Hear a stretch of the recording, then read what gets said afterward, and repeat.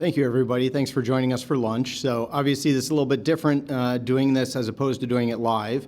I do encourage, as we go through the presentation, one of the goals of the presentation is to really get you thinking about either some claimants or some patients that you have and how these different principles might apply to them. So if something pops up as we're going through, something's relevant, a question arises, feel free to put that in the Q&A. And Bill, we'll leave some time for Bill to get to those at the end. And it's always more fun when these take a tangent and somebody has an example that leads to some additional questions. So I think that's good for everybody. I've definitely sprinkled in some examples of patients that I've treated over the years with these various conditions to try and add some context to some of the medical information that we're going to go through.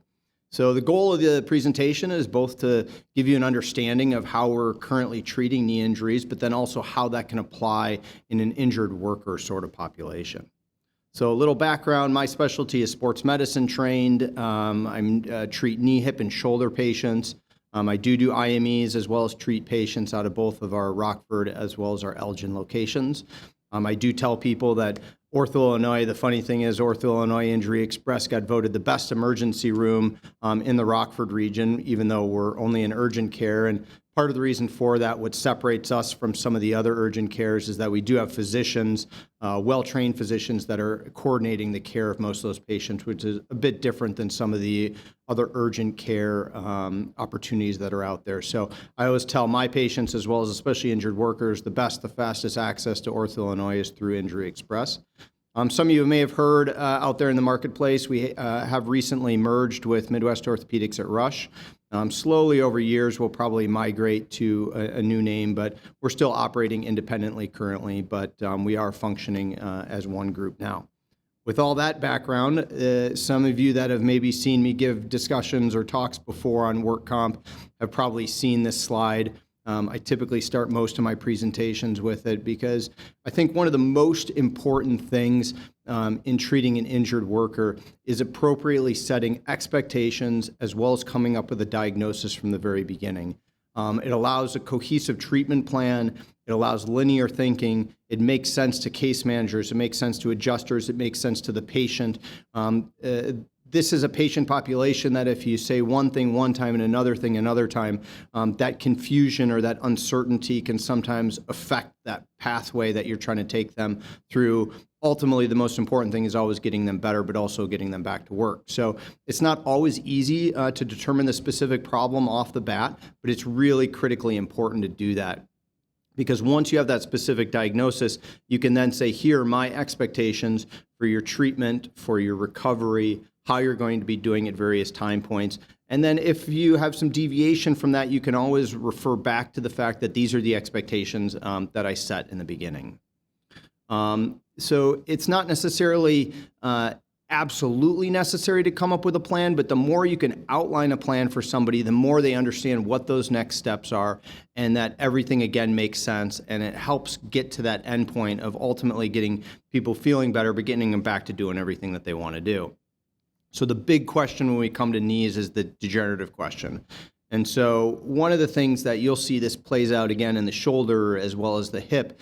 But the fact is, most of us have some conditions in our body parts, and especially our knees, if we were to get an MRI on everybody. So some of these just little clippets from some of the research that's out there is that in all comers, meaning asymptomatic people, no knee pain, no injuries, never had any knee problems at all, there's a 19 to 56% chance that they have a tear on an MRI in a knee that isn't causing any problems. And if you then extrapolate that out and you say, okay, well, what about people that have some other conditions in their knee, like osteoarthritis? 60 to 90% of people with osteoarthritis, if you get an MRI on them, are going to have a meniscal tear. So the treatment of an injured worker, of any patient in general, really comes down to a multifactorial approach where everything has to line up. The imaging has to line up, the symptoms have to line up, the story has to line up, the physical examination has to line up to really get you to a place where you understand what's going on and you can come up with that treatment plan. So, I think that's a really important take home, that if you got an MRI on everybody that you're treating, even if they have no knee pain whatsoever, you're going to have a high percent of those people that show a tear of the meniscus on that MRI.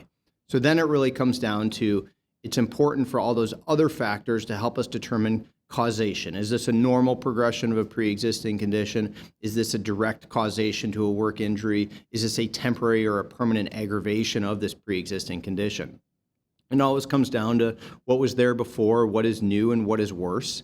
And again, like I said before, the story really needs to align. And I'll give some examples of this going forward. So some things that we're going to discuss in the presentation today, and we'll spend a little bit more time on meniscal tears because they're probably one of the most prevalent things that I see in an injured worker population. But we'll hit on ACL tears, cartilage loss or chondromalacia, arthritis really is a similar concept. And then we'll get into sprains, strains, and inflammation, as well as something called patellofemoral syndrome, which is pain in the front part of the knee. So to understand the treatment of a meniscus, and I'm sure most of you have a very good understanding of this anatomy already, but just for those that don't.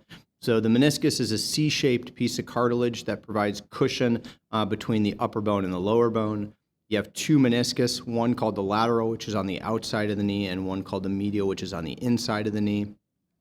If you take a look at these pictures here, the upper bone is the femur, the lower bone is the tibia, and the meniscus is the cushion that's between the two of those. I think these pictures show a good example of how arthritis or a degenerative condition within the knee can result in some tearing of the meniscus. If you look at the picture on the left side, you see some fraying, some tearing of that meniscus. If you look at the picture on the right side, some of that fraying has been removed, but you see that arthritis or the roughening of that surface on that upper bone. And the way I describe it to patients is that the meniscus is caught between two pieces of sandpaper that are rubbing together. That's why people with a degenerative condition within the knee can get meniscal tears. Meniscal tears can also be due to an acute injury, or like I said, can be related to chronic degeneration. They are diagnosed on MRI as well as with clinical symptoms. So the treatment of a meniscal tear, if you look at these videos, the video on the left shows this meniscus piece that's flipping around, and the video on the right shows the removal of that piece. This would be more in line with a traumatic or an injury-related type of meniscal tear, where that meniscus tears, flips into some place where it shouldn't be. We don't see any red. There's no blood supply to it, which means that it's doesn't have potential to heal, so we're not repairing it, and we're removing that portion of it. The interesting thing about this, and you'll see this played out in orthopedics over and over again, is that there are some actually European-based studies that were published a few years ago that showed they took people that were identified as having meniscal tears, and they put them into a group where they said, let's treat these conservatively, and they put these into a group where they said, let's manage these operatively, and they found that about 6 months after surgery or after the initiation of treatment, both groups were doing about the same. Now, there are some holes in that study, but it is decent research or literature to certainly show that not everybody needs surgery for a meniscus tear. Typically, we initiate conservative treatment, and once somebody has failed this conservative treatment, that's when surgery becomes a very good option for this. Now, there's been more and more understanding over the last couple of years with the fact that if you remove a large portion of the meniscus, it increases the pressures within the knee, can lead to eventual arthritis. So there's been a renewed focus on repairing the meniscus. This is a bit more rare in my work comp population. It's probably about 10% of the meniscal tears that I see, because in order for a meniscus to be repairable, it needs to have a good blood supply. It needs to be a big tear. If you look at the lower right, that's what we call a root repair, if you've seen that come across, where essentially I'm putting sutures through the very back part of the meniscus, and you see just the tip of that pin coming up. Those sutures will be pulled down into a tunnel in order to repair that root or that attachment.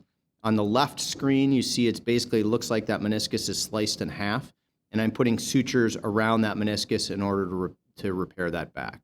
The reason that we don't repair meniscus 100% of the time is because, unfortunately, the healing rates aren't as high as we'd like them to be, and that there's about a 20 to 25% chance that going forward that meniscus can re-tear, leading to additional pain and then the need for additional treatment. So my algorithm with the treatment of meniscal issues, meniscus tear on MRI if the clinical examination lines up.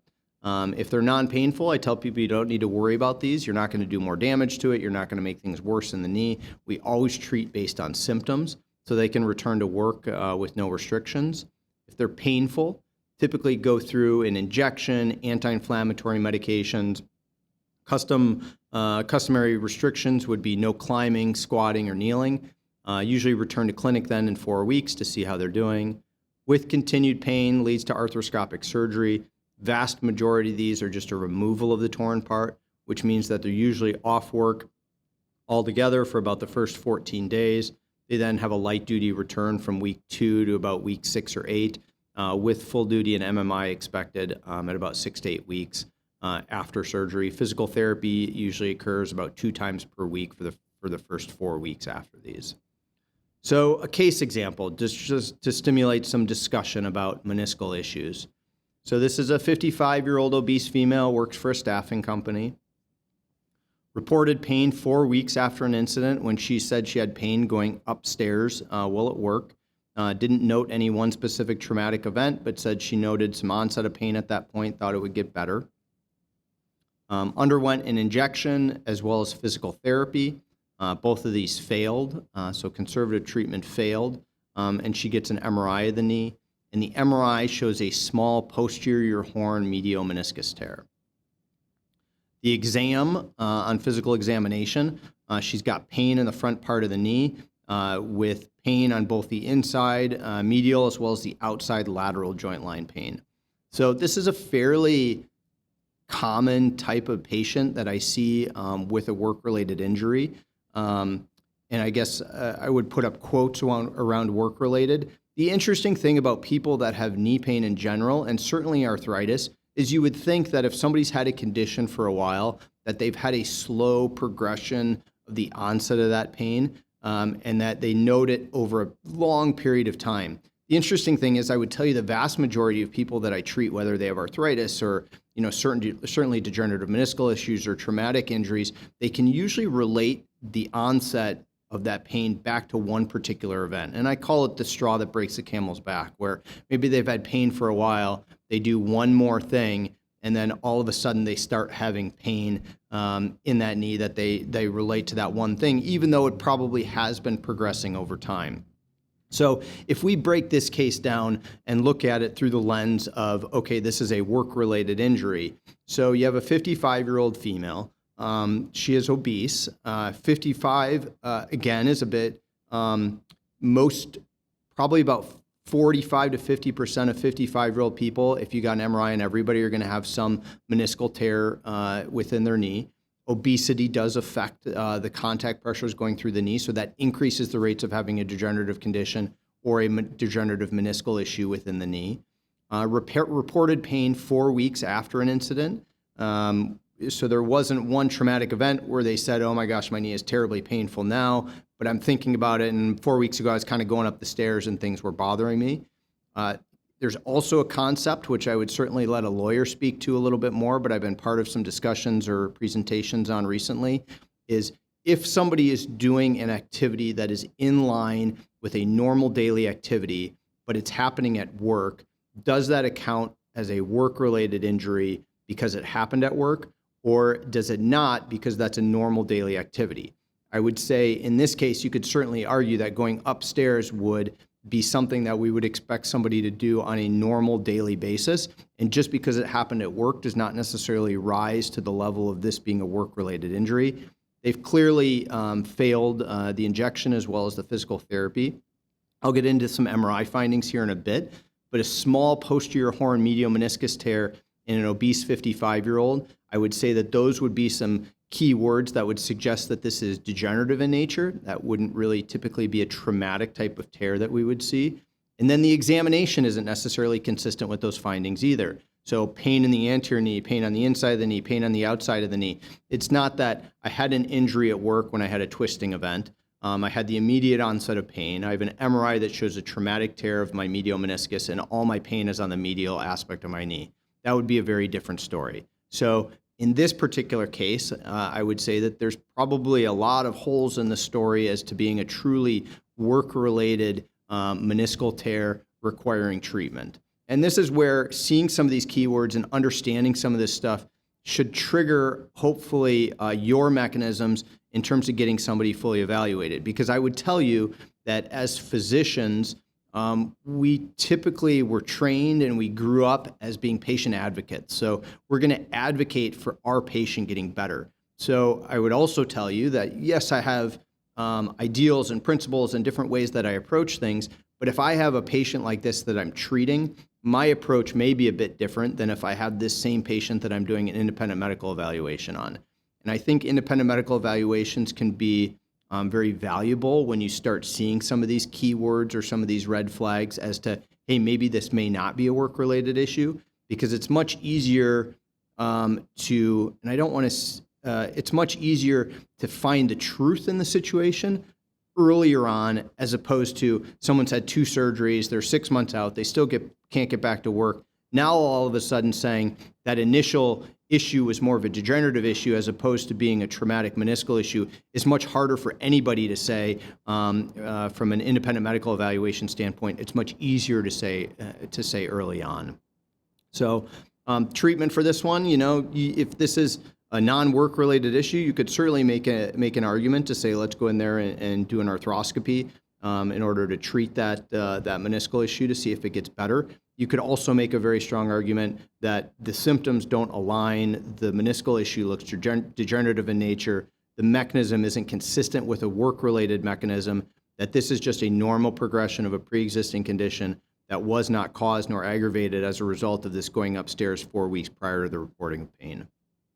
So what can an MRI tell me? I think MRIs are really important. They may not be quite as clear-cut in the knee as they are in, say, the shoulder, with determining whether or not something is degenerative or traumatic in nature, but they can certainly give us some information. So my goal here is to give you some keywords that if you see on an MRI report, you might say, okay, this is clearly related to this injury, or hey, maybe this is something else, there's something else that's going on here that we need to evaluate a little bit further, because the MRI can give some of that information. So if you start seeing things on an MRI report like degenerative in nature, small posterior horn, maceration of the meniscus, moderate to severe arthritis in the knee. If you start seeing those things, I would tell you that pretty much everyone that has moderate to severe arthritis of the knee is going to have a meniscal tear. And if you start seeing these descriptive words around a meniscus, you should start to say, hey, maybe this is degenerative in nature. And then if you looked at a physical examination and they're like, pain is everywhere in the knee and it's in the thigh and it's in the calf, now all of a sudden the red flag should start be going up about maybe there's something else going on. This isn't a true work-related injury. Some of the traumatic words that if you see things like cleavage, bucket, flipped bucket, radial tear, flipped component, anything like that, those tend to be more traumatic findings on an MRI and less degenerative in nature. So if you start to see these, there's probably a much higher likelihood that something happened recently that led to the onset of symptoms with these MRI findings. What this looks like, so this is looking at a knee from the side. So if you picture a camera on the side of you looking at the knee from the side, on both of these pictures, the kneecap or patella is going to be on the left side of the screen and the back of the knee is going to be on the right side. On the left screen, you see the back part of the medial meniscus, and that red line is pointing to a white line. That white line is going through the meniscus. I would say that would be like a horizontal cleavage type tear. That tear to me looks traumatic in nature. The joint looks pretty good. There's not a lot of arthritis that's there. The cartilage is the black and the gray line that's there. That looks like a traumatic injury. That to me looks like something that happened relatively recently. Now, if you flip that to the right side of the screen, where you see the upper bone and the lower bone, those 2 red arrows are pointing to cystic or stress response changes in the upper bone. If you look right below those, there's a white line. That white is fluid. That fluid is sitting in a place where there should normally be cartilage. This is pretty severe arthritis in the knee. And if you look at the back part of that knee where we see the triangle with the tear on the left side, we don't really see that black triangle there. I could almost guarantee you that this MRI is going to be read as a posterior complex or posterior tear of that meniscus. But in this particular case, I would say this is clearly related to the arthritis in the knee. That arthritis caused that meniscus tear, and it's probably been there for a really long time. But this is the type of person where they have the onset of symptomatology of arthritis related to a work injury or something that happened at work, and now all of a sudden they have an MRI that shows a meniscal tear. So parsing that out is really important, and it's very critical to do, and it's relatively easy to do early on. So those are questions like, a case manager could ask, well, is there arthritis in the knee? Something as simple as that. And, the doctor will say, yes, there's arthritis, and maybe the meniscal tear, I think, is different, but those are the types of questions to better understand what's going on, again, to get to the truth. So I'm going to move through ACL tears and some of this other stuff a little bit more quickly, so you might find my cadence of talking goes up a little bit. These are much less common situations in an injured worker population, but I think still interesting for everybody to understand, and I get a lot of questions about ACL type stuff. My kid this, my kid that, my friends did this. So an ACL tear is a ligament that stabilizes the knee, typically injured with a twisting or pivoting. The initial symptoms, you're almost always going to get immediate swelling in the knee after an ACL injury. You then continue to have instability in the knee. I do believe that, especially in young people with ACLs that aren't treated, it can lead to additional damage to that knee that can be much more difficult to treat in the future. On the video here, you're seeing a special type of drilling technique where a tunnel is being drilled in the upper bone, and that ACL will be passed through that. So the treatment, you can get away with non-operative treatment. You do typically use your ACL for change of direction or cutting, pivoting type sports, but you don't usually use it for inline walking or inline running. So conservative treatment is an option for people with lower functional demands. The vast majority of people that I see, though, operative treatment really gets them back to that level of activity that they're looking for. And then what I tell people is there's two places we can get a new ACL from. One's called an autograft, which means taking a tendon from yourself. One's called an allograft, which means taking a tendon from a donor. ACL, I say it can't be repaired. There are some techniques out there to repair it, but they're very new, and we're waiting for a bit longer term research to come out about those. So the advantage is a disadvantage of different graft types. So there's been some really good research recently that shows donor tendons for ACLs have significantly higher failure rates. In an under 20-year-old population, an allograft or a donor tendon has about a 40% failure rate in anyone that gets back to cutting, pivoting sports. If you use your own tendon, that's about a 5 to 9% failure rate, depending on what you're looking at. So I actually don't use donor tendons anymore at all. I use always people's own tendons just because they're that much stronger.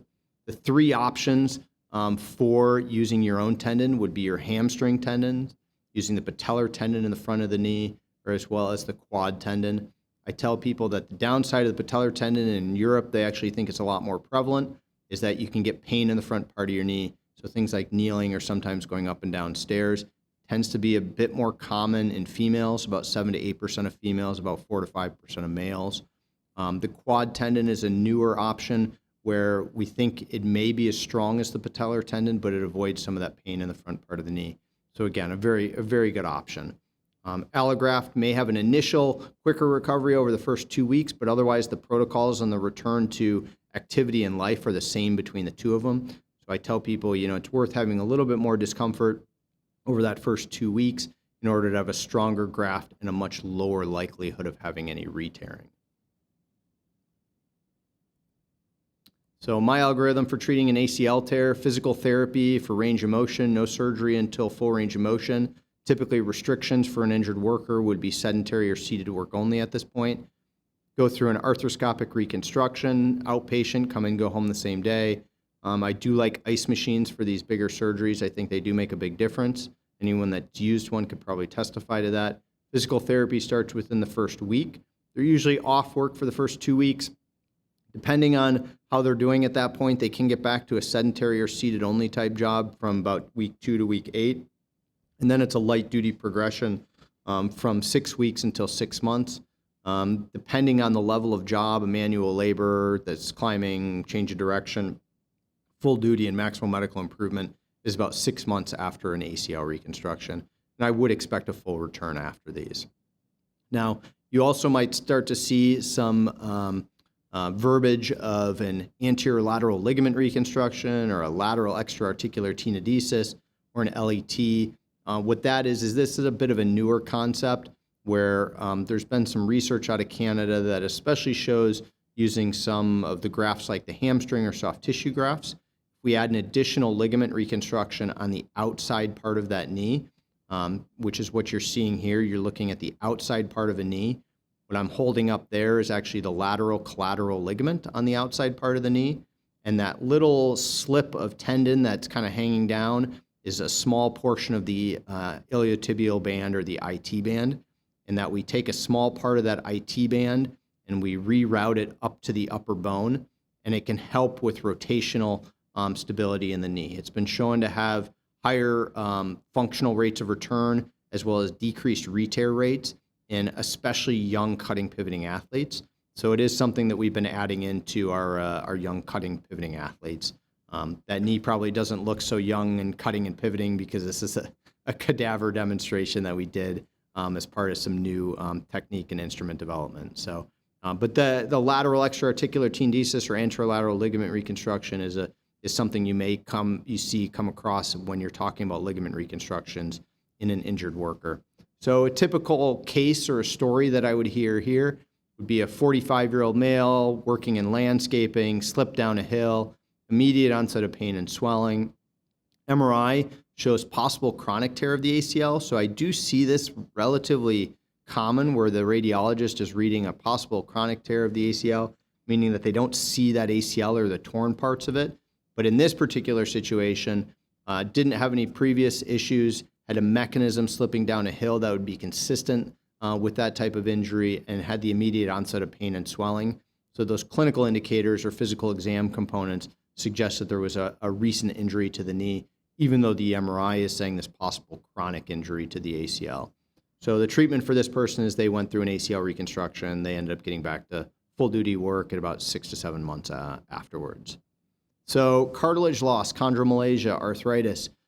This is a lot of times in an injured worker situation, something that's kind of underlying or overlying the symptoms as well as the diagnosis. And so it's really important to avoid chasing our tail and establish that diagnosis early. And what I mean by that is many people can have two diagnoses, meaning that they can have a diagnosis of arthritis and then have a secondary injury that happened to something else.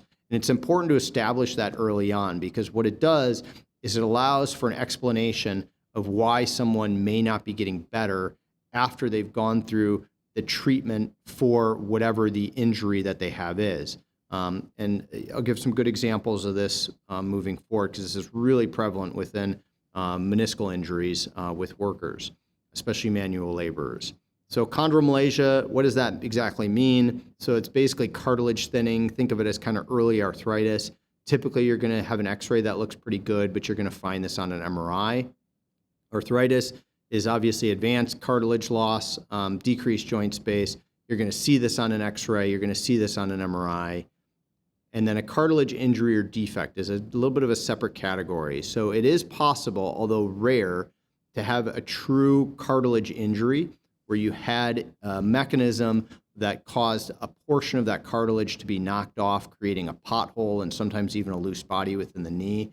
These findings are usually acute on MRI. So there's usually things that I can see on an MRI that would say that's something that happened really recently, or that's something that's been there for a really long time. It's typically surrounded by an area of good cartilage. When we start talking about the treatment of all these patients, there's obviously lots of different avenues that we can go down. Chondromalacia, it is possible to have an aggravation of a pre-existing condition here. That's injections, anti-inflammatories, physical therapy, sometimes a brace helps. I usually give people 4 to 6 weeks with maximum medical improvement being at 6 weeks. And again, this is establishing that diagnosis of, yes, you had this before, maybe what you've been doing with your new job, or you changed departments, or you got some new job responsibilities related to this aggravation. And it certainly would be temporary in nature. Arthritis, the same concepts. You can have a temporary aggravation of arthritic pain, although typically if you make me put my independent medical evaluation hat on, I don't like giving aggravations of arthritic conditions as a result of a work-related injury because there's often no endpoint. So it's really difficult for me to argue, not argue, but to state in a deposition or in something when I say, okay, there was a temporary aggravation of this arthritic condition that this person had, and then the question becomes, well, why aren't they better if this was a temporary aggravation? And I say, well, then the normal progression of the pre-existing picked up at that point and started causing the pain, and it's less clean to me. Typically, the way that I approach these is I think it's probably more reasonable to assume that if somebody had something that happened at work, it resulted in a strain or a sprain of the knee, even though they have an underlying arthritic condition. So it's not an aggravation, it's a separate condition. Because then I can say, okay, I would expect the strain or the sprain to resolve at 6 weeks after the onset of symptomatology with conservative treatment. And then when they say, well, why didn't this person get better? And I would say, well, maybe they didn't have a sprain. The onset of their symptoms in general was just a normal progression of a pre-existing that I would expect to cause the need for future treatment unrelated to any work duties or work injury that they had. So how do we treat cartilage defects? To jump back into the cartilage defect world. So this is a young patient you see on this knee here. It's basically like a pothole, the white cartilage surrounding it. The middle is exposed bone. So with the failure of non-operative treatment, every cartilage patient will undergo an arthroscopic procedure to, one, remove any loose pieces, but then better define what the defect looks like. With that failure of arthroscopy in a young person, they're then a candidate for cartilage restoration. We do a lot of cartilage restoration in the knee. It's more rare, certainly in an injured worker population, but we do a lot of this. Restrictions after that initial arthroscopy, same as the meniscectomy, typically MMI full duty at 6 weeks. Any sort of cartilage restoration procedure is a variable recovery. You're looking at 6 to 12 months probably for MMI with a full duty return with a true cartilage procedure. The cartilage treatments that you're going to see out there are very different than each other. So microfracture is probably the most common. Osteochondral autografts means taking cartilage from one part of the person's knee and putting it somewhere else.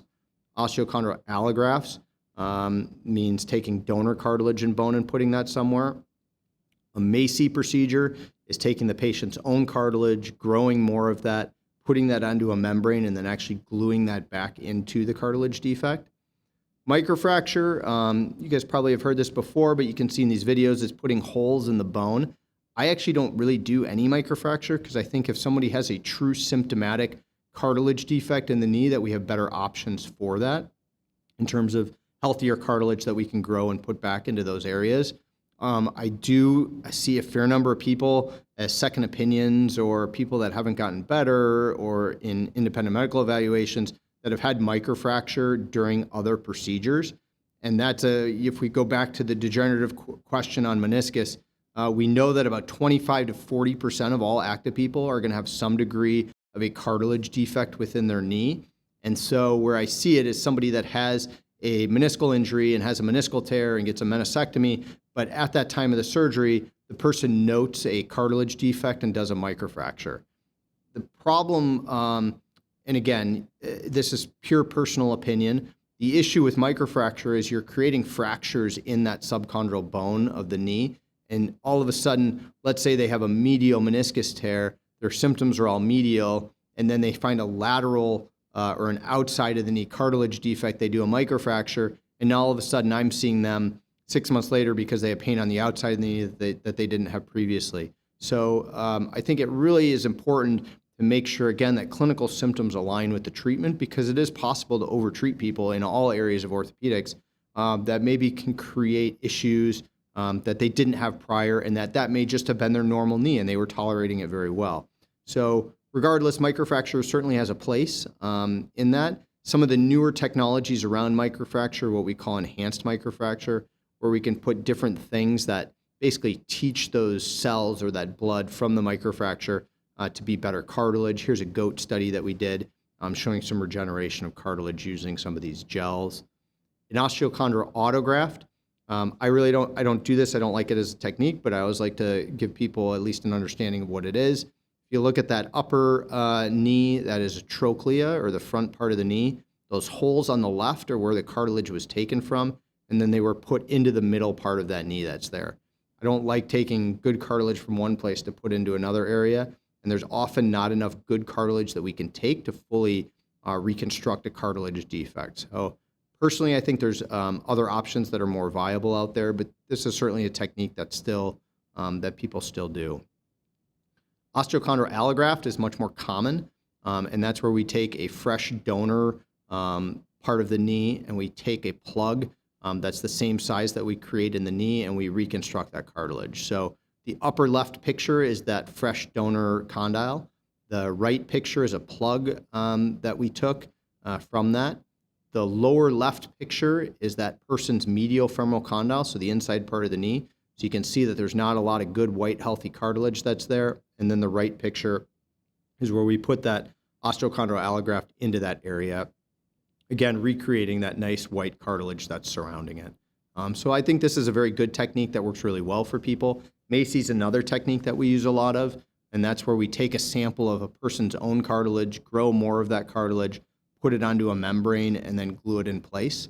If you look at the upper right picture, that's the underside of a kneecap or the underside of a patella, and it was very similar to that osteochondral allograft where there was a defect that was created in a circular pattern, and then that white cartilage-looking thing in the middle of that circle is actually the membrane with the cartilage that's on the underside of it, and that cartilage will then grow into that person's own cartilage with good results. This is another technique that we use a lot of. Meniscal transplantation, just flying through it, rare to do, but in people that completely lose much more commonly their lateral meniscus, we do have the ability of taking donor menisci and basically cutting the bone block off of that donor and then implanting that into the knee. Again, this is a more of a rare procedure, but in select cases, usually this is a young person that's lost their full lateral meniscus that we're putting a new meniscal transplant into. It's rare to have to do it on the inside or the medial part of the knee. So a case. 65-year-old male works in maintenance, and I'm sure probably all of you have had very similar iterations of this before. Knee pain after squatting to pick up a broom. Okay, so they had a mechanism that could be contributing to something in the knee. They reported it. They went to an urgent care within a few days. They got an injection as well as an MRI ordered out of that urgent care. The MRI shows a degenerative medial meniscal tear. Arthroscopic surgery for the meniscal tear. So again, if we take a look at this on the surface, so 65-year-old male, high chance of having a degenerative meniscal tear, had an incident squatting down, that's consistent with a mechanism that may result in a meniscal tear. They have an MRI that shows a meniscal tear. Their physical examination, was not completely clear, but it lined up with medial-sided knee pain with activity. So that did contribute to some of their symptomatology. And they undergo an arthroscopy for this meniscus tear. I think all very reasonable. I think you could make an argument that this wasn't work-related, but there's also an argument that you could make that this was work-related. Everything is starting to line up. Now, 6 months later, they're unable to return to work because they're having continued knee pain. And at this point now, the physician is saying, okay, you can't return to full-duty work, and you can't return to full-duty work because you have arthritis and you need a knee replacement. So this happens all the time. I do lots of IMEs on these types of things. And I think that the keys here are, again, establishing that diagnosis early on. And patients can have more than one diagnosis. So when I see somebody that's in this same situation, I say, okay, you know what? Listen, here, your MRI shows that you have some arthritis that's in the knee. This meniscal tear may be degenerative in nature. It may have got worse with this work-related injury that you had. Some of the sharp pain on the inside of the knee we can take care of potentially with the scope, but there's a chance this arthritic condition continues to cause some issues going forward. And so you've established those two diagnoses, both with the patient, you put it in the note with the caseworker as well as with the adjuster. So now you treat the meniscus and all of a sudden they're not getting back to work, they're 6 months later, and then you're saying, okay, you need a knee replacement. And that's where things get tricky. Again, when you start seeing knee replacement, when you start seeing severe arthritis, those are kind of key words where you want to get on that ahead of time by getting potentially another opinion or at least making sure that you're looking at everything, because those are tricky things to come back from. Those are long-term permanent restrictions. Those are bigger settlements. And, sometimes it is related, but a lot of the time it isn't. So the question becomes, can arthritis be work-related, or can a knee replacement be work-related? I would say the short answer, and again, this is my own personal opinion, is no. I don't think that it can. We don't know exactly what causes arthritis. But we do know things like obesity and those types of things can contribute to the onset and the progression of it. But we certainly don't know what causes it. There's always exceptions to the rule. A large tear of the lateral meniscus with complete removal, as I said before. Traumatic fractures of the knee can lead to arthritis.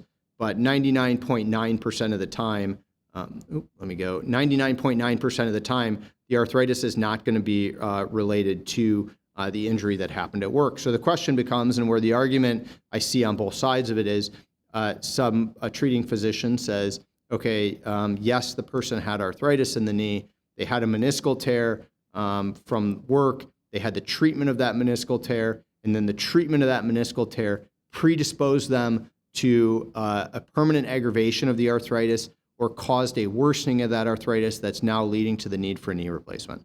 I would say, and again, with the vast majority of meniscal tears being on the medial or inside aspect of the knee, I don't necessarily agree with that line of reasoning. I think it's just as likely that somebody had a pre-existing arthritic condition that experienced a normal progression leading to the need for additional treatment, or I would expect somebody that has severe arthritis to need treatment in the future, irregardless of what happened at work or any injury or treatment or anything like that that they've had. So that line of reasoning I see a lot. And again, if you look at this from the lens that as physicians, we're always going to be advocates for our patient. We have a patient that comes in that says, my knee is terrible, I can't work, I can't do anything, it's all because of this, work injury that I had. Typically, the physician's going to be the advocate for that patient, especially if they do joint replacements. We find that this progression happens a lot more in doctors that do meniscal treatment as well as joint replacements, that they say, okay, well, we can make you better doing a joint replacement. And I don't disagree that that's a good treatment for people with arthritic conditions, but where I would disagree is I don't think that in the vast majority of cases, again, that work-related injury or the repetitive work activities or the years that they've been doing something led to the arthritis in the knee. I think that was unfortunately something that we don't know exactly what causes it in everybody. And if you figure it out, please let me know, because we'll sell it and make millions of dollars and all move to an island and not be doing these webinars with a big sun and beach behind us. But we don't know what causes arthritis, and we don't necessarily know what causes the progression of it. And we certainly couldn't with definitiveness say that it was related to a specific incident, especially a work-related event. So last topic here real quick, the sprain, strain, kind of catch-all itises of what's going on. Again, this is a very common thing to see. I think these are good diagnoses to have in somebody that has a work-related injury but doesn't necessarily have traumatic pathology on imaging, because we can say, okay, this is related to this itis. Here's your treatment for it. Here's our expected recovery from that. Treatment and timeframes are pretty much similar for all of them. Diagnoses would be like quadriceps tendonitis or strain, patellar tendonitis, hamstring strain, knee sprain, those types of things. 99.9% are going to get better with conservative treatment. I do get MRIs on all of these people pretty much right off the bat, because otherwise we have this, well, what if it's something else sort of discussion that can delay the treatment and delay getting somebody back to doing what they want to do. So I think an MRI, especially in an injured worker situation, helps establish that baseline. Anti-inflammatory, some physical therapy, some bracing, and then again, just really adhering to preset timelines that you can establish early on. Anterior knee pain, a very common diagnosis, often difficult to contribute to one thing, has to do with the muscle control of the patella, and oftentimes we just don't know what causes this. It's much more common in females than it is males. Treatment for it is physical therapy, and again, setting appropriate timelines. This is also typically one of those things that somebody's had for a while, so there's usually some pre-existing component to it as well. Really isn't much operative treatment that we offer for this.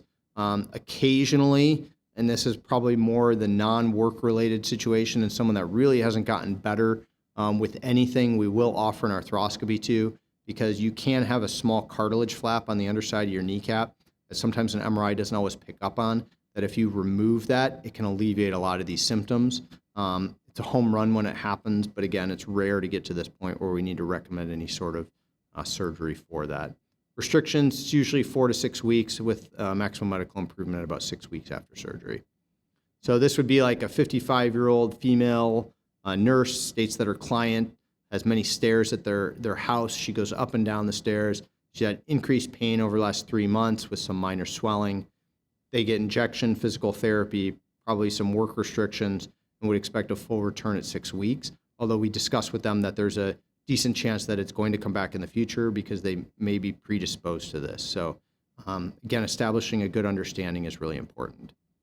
With that being said, we'll move into some questions here. So we do have a couple minutes for questions. My email's up there. I always like communication. So if people have a question or a concern or just want to bounce something off me, feel free to shoot me an email. Always happy to respond. If you have any questions about workers' compensation, referrals, or to learn more about our Fast Track program for injured workers, please see our website, orthoillinois.com, and click on Employers. In Algonquin, Elgin, McHenry, and the greater Chicagoland area, call Paul Strandquist at 815-847-7088. And in Rockford and North Central Illinois, you can call me, Bill Collar, 815-847-7044. Dr. Van Thiel, we do have a couple of good questions here. First is, I've had a few patients that have gone on to knee replacement after a work injury. You kind of described a little bit about this, but what's the best path to determine if this truly is work-related or not? Yeah, I think that starts with the initial diagnosis. So the question would be is what questions can a caseworker or adjuster ask early on to help understand what's causing that person's pain? So the question really would be either looking at the MRI or asking the treating physician, well, how much arthritis or is there arthritis that's present? And if we say, yes, there's arthritis that's present, there should be a relatively not high likelihood, but there should be a relatively good questions about whether or not treatment beyond the initial care of like the meniscus or injections or something like that is related to that arthritic condition and how long that the treating physician expects this aggravation or this other condition to last. But the problem becomes is when we don't get on this early and they have a recommendation or have even had a knee replacement done, once we're at that point, it gets really difficult to retroactively look at that case and say that was not related to that initial work injury. So, and that's where independent medical evaluations really become very important. And the 2 points for those independent medical evaluations would be one, after an injured worker gets an MRI, especially if the story is like, I started having pain 3 months ago at work. I didn't report it right away because I thought it was going to get better. It didn't get better. I went to an urgent care and now I have an MRI that shows I have moderate to severe arthritis as well as a meniscal tear. An independent medical evaluation at that point would be really good. Or certainly if they go on to the treatment of that meniscus and they're not getting better at, I would say, 3 months. At that 3-month mark, now no improvement, unable to return to a full duty job, had that MRI in the beginning that showed moderate to severe arthritis, that's where another independent medical evaluation can be very valuable in kind of cutting off the treatment and establishing what's most likely a normal progression of a pre-existing condition. But I think staying on top of these is really the most important because you don't want the treatment to get away from you and then to 9 months later for them to have a knee replacement and say, well, I don't actually know that all of this makes sense to me. Then you're probably a little bit too late in the game. So staying on it early would be the key. Kind of in the same vein and talking about it early, Tracy is asking, would having initial x-ray images that demonstrate the presence of arthritis on the day of the injury strengthen the argument for causation in relation to pre-existing arthritis conditions? Yeah, no doubt that the imaging around the time of the injury is really critical to understanding the pathology. If somebody has, if somebody has arthritis on an x-ray, I would say that is almost always going to be relatively advanced arthritis. And if you have that at the time of that injury or very shortly after that, you can say that there's no way that amount of arthritis occurred as a result of this work-related injury. What's a little bit more common is that the x-rays they get at the urgent care look pretty good. They don't show arthritis, but that MRI does. And that's where, and when I say close to an injury, when we're talking about an arthritic condition within the knee, within 6 months, if somebody has arthritis on an MRI, I can say that definitely did not occur or start as a result of an injury that happened within the last 6 months. This is something that's been going on for a long time. But I think your point is really well taken and very important, in that imaging around the time of that injury can really help establish what conditions occurred as a result of the injury. Because if you have some degenerative condition in the meniscus and some degenerative condition in the medial compartment, and you had an MRI 3 days after an injury, those degenerative conditions certainly didn't develop, nor were they aggravated as a result of that injury. So the timing of imaging, which is why I like getting MRIs early on, can be really helpful with establishing the timeline of what pathology started causing pain and when. Different Tracy has a question, and you kind of mentioned this when you talked about microfracture, but she has a claimant that had bilateral meniscus tears, conservative treatment failed. Right knee was scoped with chondromalacia and microfractures in 2014, and the left was scoped in 2016, so just 2 years later. Now they're complaining on pain on the inside of the left knee, and the knee gives out. In your opinion, what are the chances that this is work-related versus degenerative, and what treatment would you recommend for this patient? I mean, if we're talking 2014 and 2016, in someone that had chondromalacia already present in the 2014 and probably the 2016, I think that so this is where I see these IMEs from years out, where somebody says, I had a meniscal treatment done 5 years ago, and now my pain in my knee is worse, and it's worse because I had part of that meniscus removed. I would say that I don't think there's strong enough research to support that causal connection. I think there's just as strong a research to show that people are going to get degenerative changes in their knee, regardless of what happened or what injury they had. And certainly in that situation, especially if there was a period where they were full duty, didn't get medical treatment, had no issues, usually there's like a span of like a year or two where they didn't see any doctor or anything like that. Then you can say, yeah, they definitely got better from that initial treatment of that work injury. And that's evidenced through the lack of seeking of medical care, the lack of any complaints of medical care. And then they started having this issue that then required medical care. But because there's such a timeline there, you can say, okay, that's a progression of a degenerative condition that wasn't caused as a result of the microfracture or the meniscectomy going forward. But you kind of see the meniscectomy with the microfracture is a problem patient, because that certainly slows down recovery. Dr. Van Thiel, I know you've got a busy clinic to get back to at about 1 o'clock, and we have a lot of great questions. We're going to try and squeeze in one or two more here. Another question here, can you explain what a cyclops lesion is and your recommendations for treatment of this condition post-ACL repair? Sure, yeah. Cyclops, first of all, it's one of my favorite conditions just because it's a really cool name. When you tell a patient they have a cyclops lesion, they always look at you a little bit funny because it is a goofy name. Essentially what that is when you have an ACL reconstruction, and whenever you have an injury or surgery within the knee, you can develop some scar tissue. And for one reason or another, after an ACL reconstruction, some patients will develop this ball of scar tissue on the front part of their ACL, so that when they straighten their leg all the way, that ball of scar tissue can sometimes pinch or cause a catching sensation, or in more extreme cases can actually stop them from straightening all the way. So they may be missing like 4 to 5 degrees of full straightening after an ACL reconstruction. It's a known thing to happen. The treatment for it is typically if I think somebody has it and they've lost the straightening, at about 3 to 4 months after an ACL reconstruction, we will go back in arthroscopically and remove that ball of scar tissue, and it usually alleviates symptoms very quickly.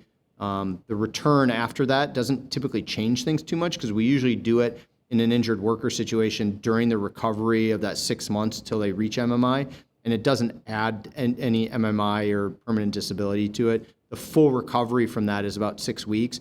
They're full weight bearing on it right away afterwards, but it's basically a ball of scar tissue that can form on the front part of the ACL. We've got about 1 minute left, so it is probably not fair to ask this question in less than a minute, but we're going to give this a shot. John wanted to ask, can you speak to your outcomes expectations as it pertains to those Macy work comp patients? Oh, tough question, John. Tough question. So the disclaimer I would say is that we do a lot of cartilage research and have been involved with some FDA studies looking on new cartilage procedures. And one one disqualifier for every cartilage study that I've ever been a part of is a work comp patient. So so it's BMI and age and work comp status. And that just goes to show that unfortunately in these situations, the work comp patients don't do quite as well, which when we do, and I have done it, it's really rare, but I need to make sure that everything aligns and makes sense. So it can't be the patient that had a meniscus treatment, that they noted some cartilage defect in the knee, and now that person's not getting better from that meniscus treatment, even though this cartilage defect is in a different part of the knee, that person's not going to do very well. So in the right patient, the success rates, if we take workers' compensation out of it, for people with a MACI procedure getting back to a higher level of activity is about 85%. So it's pretty high in terms of them returning to normal levels of activity, which you would say, okay, if you're really good about aligning the symptoms with the problem, it shouldn't be any different in an injured worker situation. I think where it is different is the indications for surgery, meaning I'm just not getting better from the other treatment that somebody gave me. We need to try a cartilage procedure is the problem with that line of reasoning. I think an IME can be really important in that, because I would say once you're down that cartilage path, it's hard to get off of that train if you've accepted it, because they may or may not get better, and you just really want a second opinion or a second set of eyes. Does everything make sense? Are they going to get better within that 85% category and get back to doing everything they want to do? Dr. Van Thiel, again, thank you very much for your time. I know everybody has got a busy, busy day ahead, and Dr. Van Thiel's got to get back to clinic. Again, his contact information up here. If we were unable to get to your question, I know he'd be happy to provide a little insight. I want to thank my counterpart, Paul Strandquist, for his assistance in getting this set up and for his support as well. Please feel free to email or call either of us if you need any more information about workers' compensation at Ortho Illinois. Dr. Van Thiel, thank you very much. And for all of our participants, thank you very much for your time. Have a great day.